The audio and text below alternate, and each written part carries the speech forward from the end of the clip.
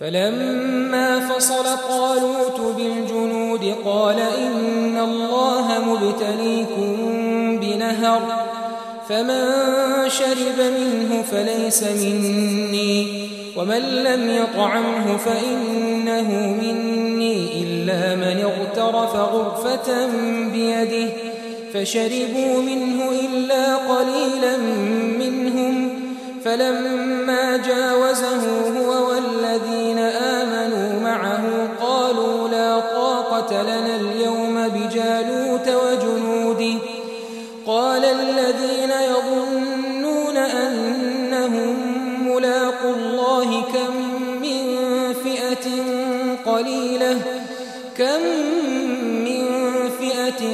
قليلة غلبت فئة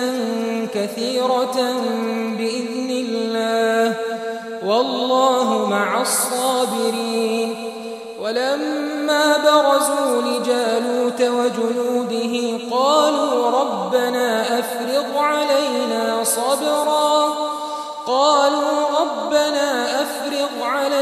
صبرا وثبت أقدامنا وانصرنا على القوم الكافرين فهزموهم بإذن الله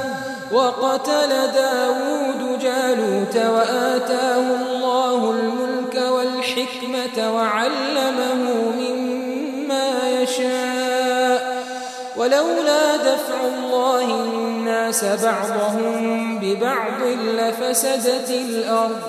ولكن الله ذو فضل على العالمين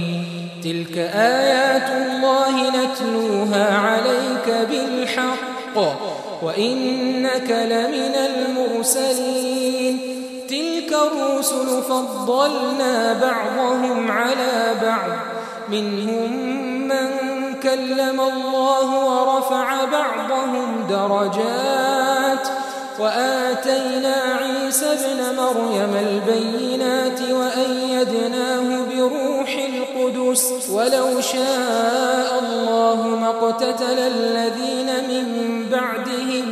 من بعد ما جاءتهم البينات ولكن اختلفوا فمنهم من آمن ومنهم من كفر ولو شاء الله ما اقتتلوا ولكن الله يفعل